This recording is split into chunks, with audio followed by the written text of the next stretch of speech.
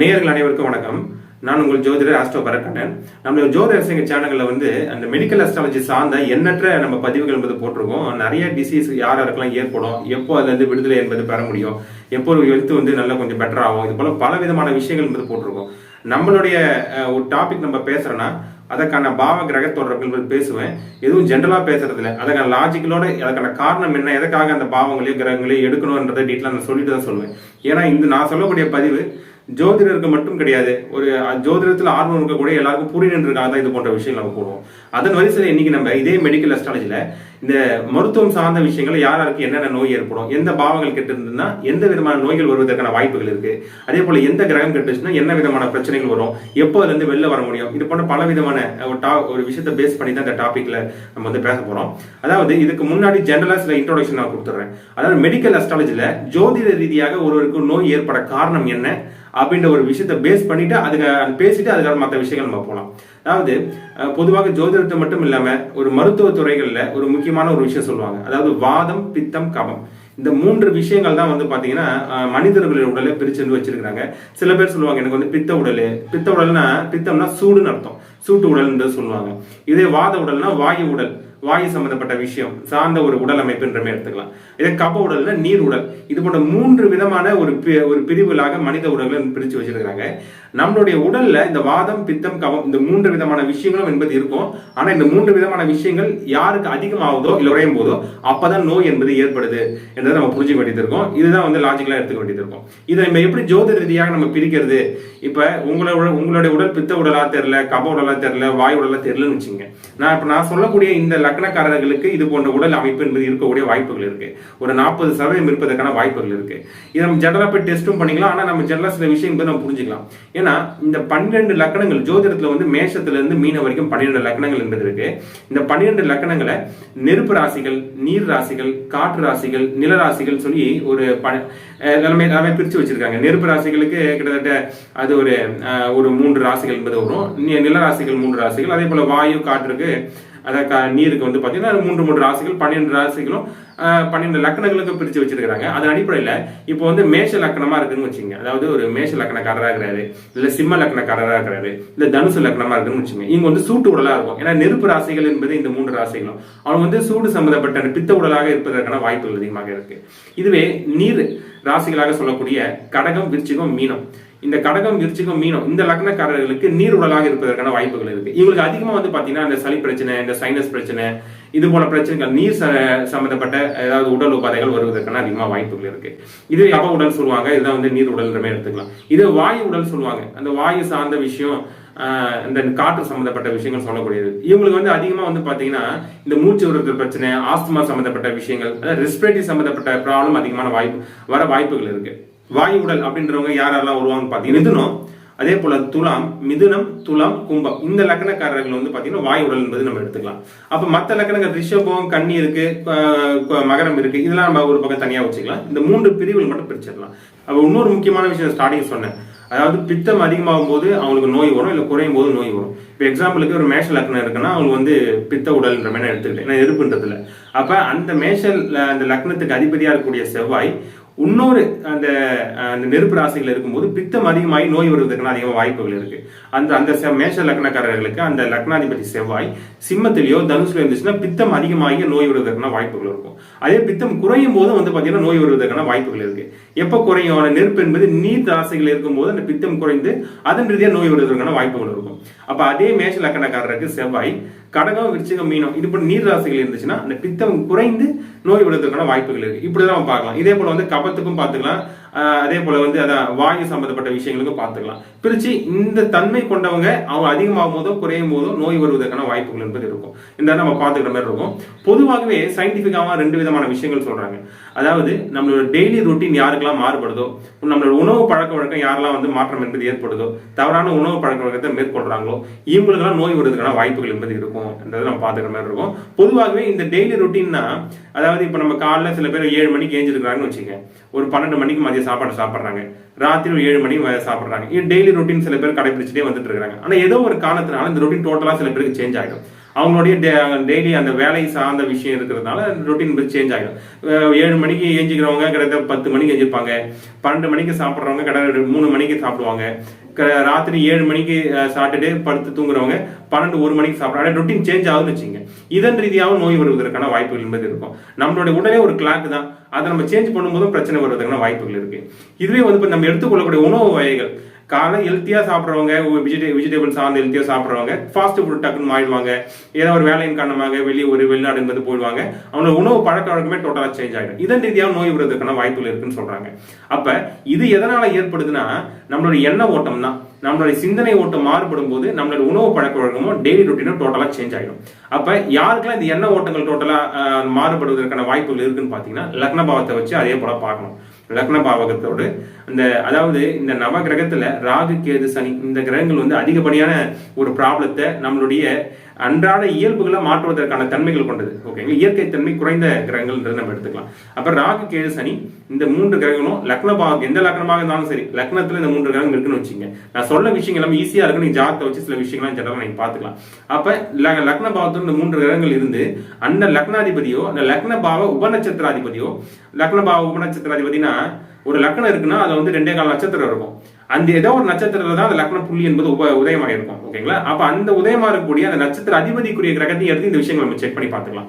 அப்ப அந்த லக்னாதிபதியோ லக்ன புள்ளி விழுந்த அந்த நட்சத்திர அதிபதிக்குரிய கிரகமோ 6, 8, 12 லக்னத்துல இருந்து 6, 8, 12 ராசிகள் இருக்குன்னு வச்சுங்க.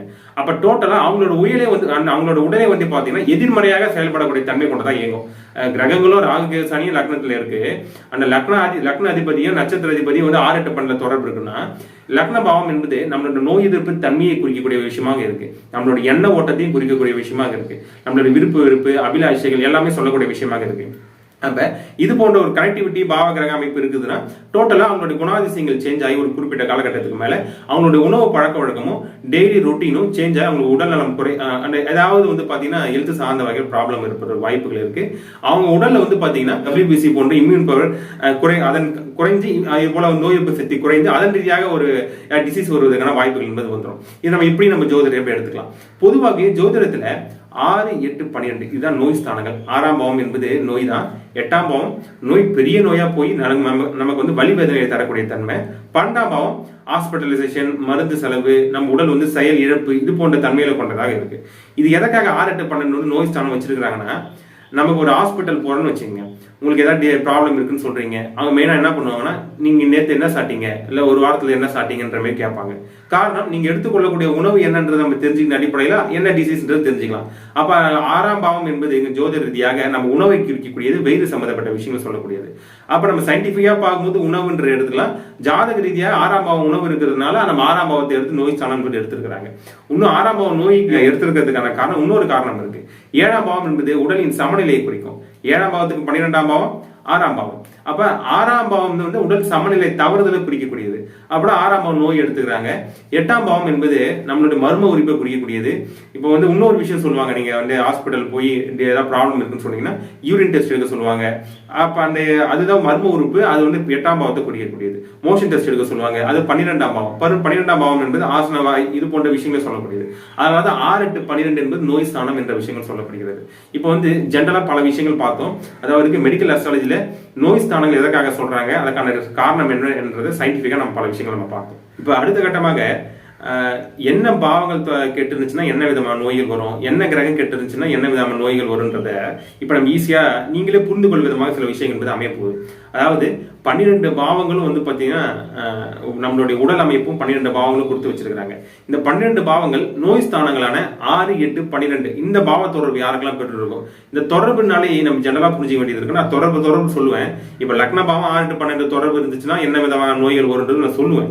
அதை நம்ம எப்படி நீங்க புரிஞ்சுக்கணும்னா, லக்னாதிபதி 6, 8, 12 இருந்தாலோ இல்ல லக்ன புள்ளி விழுந்த நட்சத்திர அதிபதியோ இல்ல உபநட்சத்திர அதிபதியோ 6, 8, 12 விழுந்தாலோ இல்ல வந்து பாத்தீங்கன்னா 6, 8, 12 விழுவது மட்டும் இல்ல அந்த 6 8 12ஆம் அதிபதிகளோட சேர்க்கையோ இல்ல 6 8 12ஆம் அதிபதிகளோட 5 7 9ஆம் பார்வையாக இருந்தாலோ இல்ல அந்த ஸ்தானத்தோட பரிவர்த்தனையோ இல்ல அந்த 6 8 12ல அமர்ந்து வர்க்கோத்தமம் பெற்றிருந்தாலோ இது போன்ற பிரச்சனைகள் எல்லாமே வரும். இது எல்லாமே நம்ம தொடர்பு ஆட்டோமேட்டிக்கா எடுத்துக்கலாம். இப்ப நான் ஜெனரலா சில விஷயங்கள் நான் சொல்ல போறேன். அதாவது லக்ன பாவகம் யாருக்கெல்லாம் 6 8 12 தொடர்பு என்பது இருக்கிறதோ அவங்க தலை சம்பந்தப்பட்ட நோய் வருவதற்கான வாய்ப்புகள் இருக்கு. தலையில என்ன இருக்கு, பிரெயின் தான் மெயினான ஒரு விஷயம். நம்ம உடலை கட்டுப்படுத்துறதே பிரெயின் தான். அப்ப ஞாபக மறதி, அல்சைமர் சம்பந்தப்பட்ட பிரச்சனைகள், குறிப்பா பார்க்கின்சன், இதுவே லக்னாதிபதி 6 8 12க்கு தொடர்பு கொண்டு கெட்டிருந்து அந்த லக்னாதிபதி கூட தொடர்பு கொண்ட தசையே வந்து ஆரம்ப காலகட்டத்தில் வரும்போது பிறக்கக்கூடிய குழந்தை அல்சைமராவோ இல்ல பார்க்கின்சன் சம்பந்தப்பட்ட பிரச்சனைகளோடு பிறப்பதற்கான வாய்ப்புகள் என்பது இருக்கும். அது கியூர் ஆகும்னா டிலே ஏற்படும் தான், தாமதமாகி தான் இந்த பிரச்சனைகள்லாம் கியூர் ஆகும், இல்ல வந்து இல்லாமல் போவதற்கான வாய்ப்புகளும் இருக்கு. ஆனா ஒரு கட்டுக்குள் வருவதற்கான தசாபுத்தி ஏற்படும் போது ரொம்ப அந்த குழந்தையோட பிஹேவியர்ஸ் வயலண்டா இருக்கக்கூடிய தன்மைகள் இருக்கும்.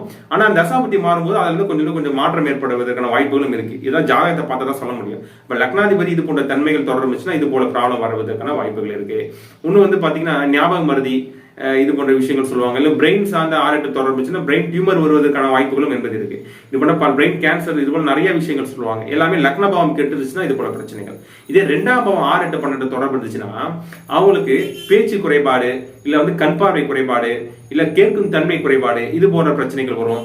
சில பேர் என்ன உணவு எடுத்துக்கிட்டாலும் அப்படியே வாமிட் இருந்தது வந்துட்டே இருக்கும், வாமிட்டிங் சென்சேஷன் வந்துட்டே இருக்கும். காரணம் உடல் ஒவ்வாமை சொல்லுவாங்கல்ல, இது போன்ற பிரச்சனைகள் வரும். 2ஆம் பாவம் 6 8 12 தொடர்பு என்பது ஏற்படும் பட்சத்துல. இதுவே 3ஆம் பாவகம் தைரிய வீரியஸ்தானம் சொல்லுவாங்க. ஆனா 3ஆம் பாவகம் 6 8 12 தொடர்பு இருந்துச்சுன்னா 3ஆம் பாவம் சார்ந்த விஷயம், மார்பிள் ஏதாவது சுழு குத்துறது, இன்னும் வந்து பாத்தீங்கன்னா கழுத்துல ஏதாவது பிரச்சனைகள் வருவது, கழுத்துல தைராய்டு கிளாண்ட் கூட இருக்கு. 3ஆம் பாவம் கெட்டுச்சுன்னா தைராய்டு சார்ந்த பிரச்சனைகளும் அந்த தைராய்டு ஹார்மோன் குறைவாக ஏற்படும் போதும் அதிகமாக ஏற்படும். ஹைப்போதைராய்டிசம், ஹைப்பர் தைராய்டிசம் 2 விதமான விஷயங்கள் இருக்கும். இது எல்லாமே ஏற்படுவதற்கான வாய்ப்புகள் இருக்கு. இன்னும் ரத்த நாளங்கள், நரம்பு மண்டலங்கள், உணர்வு புலன்கள் இது போன்ற எல்லாமே 3ஆம் பாவம் தான். இது சார்ந்த பிரச்சனை வரும். இப்போ ஆட்டோமேட்டிக்கா 4ஆம் பாவம் 6 8 12 தொடர்பு இருந்துச்சுன்னா லங்ஸ், நுரையீரல் சம்பந்தப்பட்ட பிரச்சனைகள் வருவதற்கான அதிகப்படியான வாய்ப்புகள் என்பது இருக்கும்.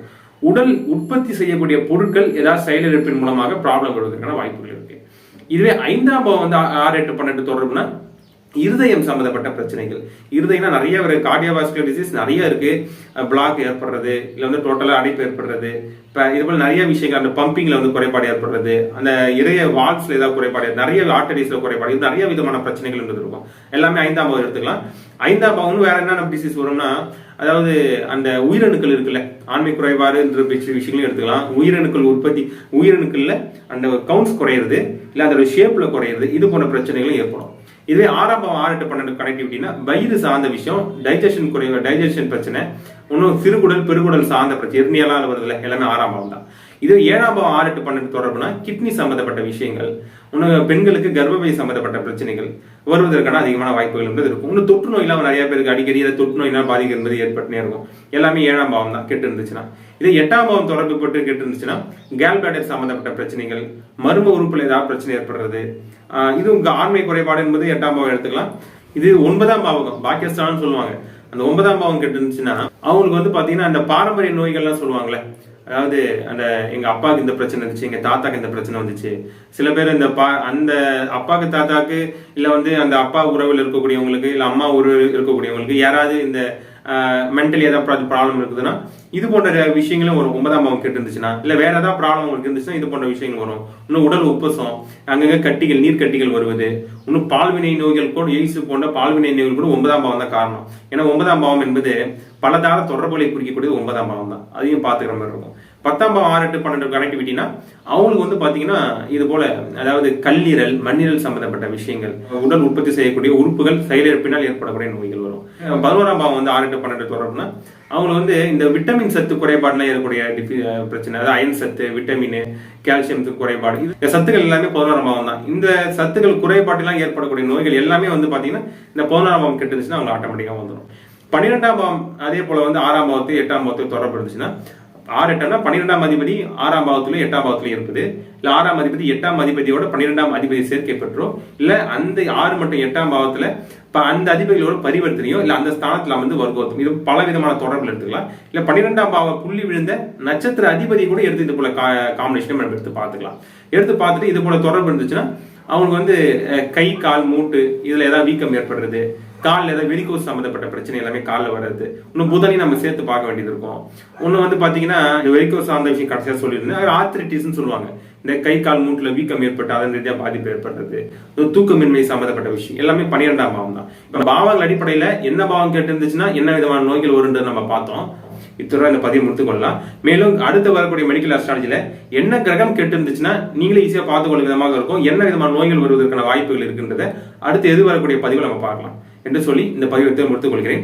மேலும் ஜாதகம் பார்க்கணும், வாஸ்து சம்பந்தப்பட்ட கன்சல்டேஷன் நேரடியாக ஒரு வாஸ்து பார்த்து கொடுத்துட்டு இருக்கேன், போன் கன்சல்டேஷன் பார்த்துக்கலாம்.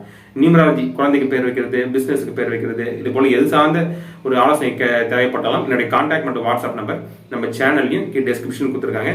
அதன் மூலமாக தொடர்பு கொண்டிருந்தால் தகுந்த ஆலோசனை வழங்கப்படும். மீண்டும் ஒரு பல நல்ல தகவல்கள் உங்களை சந்திக்கும் வரை உங்களை விடைபெறுவது உங்களின் ஆஸ்ட்ரோபாத் கண்ணன். நன்றி, வணக்கம்.